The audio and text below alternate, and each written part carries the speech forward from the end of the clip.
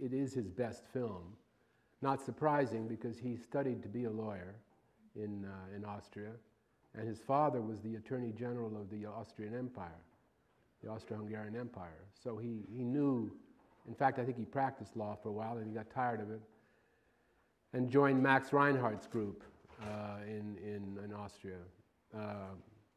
Did he think this was one of his better films? Yeah, but he didn't dwell on pictures, you know. You must let go of them, Peter. After they're finished, let them go. When you'd compliment Preminger, that's what he would say. Thank you very much. He'd cut you off. It's really a good picture. Thank you very much.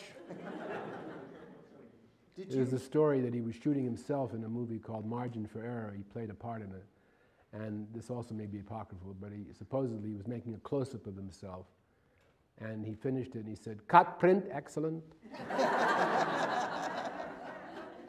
Barry, what about the question, would this be a film on some ways that was based on damage or revenge or both? Well, it's both. I mean, because they are, you know, they're all affected by it.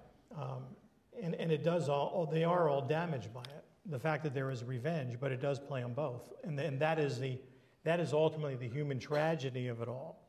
And that happens to many people in different ways, you know, sometimes more subtle than others. And that's what's sort of intriguing as a director, is to try to deal with those elements where it doesn't become so repressive on one hand, but you try to show how behavior functions within it, where there is humor at the same time there's darkness, because we all sort of have that. It's never sort of one tone like that. There are these elements of that. You try to balance that off in terms of storytelling. We did very well here. We were huge in Europe, you know, because there was the controversy that surrounded here. The studio was very, very nervous to deal with that controversy. In Europe, they didn't really care about that, and it just sort of propelled it. And so, and there may be a difference in terms of how we view things here versus in Europe. So the idea of revenge is more, I guess, in the blood in a way. So like in Italy, it was huge, you know.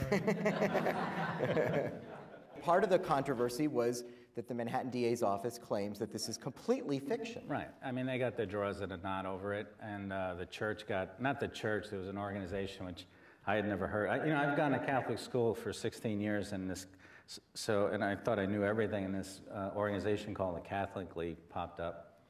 And I had never heard of them. I heard of the National League, the American League, but not the Catholic League. And so they made some noise, and, you know.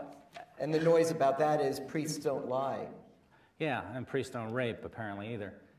I'm going to quote a colleague of yours at Columbia University, Ann Douglas, who has this great line saying that in the 1950s, America went from the Monroe Doctrine to the Marilyn Monroe Doctrine. We went from this declaration of hemispheric and cultural integrity, which was the Monroe Doctrine, to the proliferation of American culture throughout the world. And much of that was through the movies. It's a cautionary tale, and you cannot imagine all over the world, wherever I've gone, people have said to me, you know, I saw that movie, and I said to my wife, the wife I was divorcing, yes, take everything. I don't want to do that. You know, lawyers are the worst clients. Well, two other classes of clients that are worse. What's the worst? Let's go with it. What's worse than them? A psychiatrist and a judge. Those are the two categories that are much worse. The movie began with a black water fountain and a white water fountain. Right, that's what I meant about the And when the black kid went to the water fountain, I thought he was going to rip it out of the wall.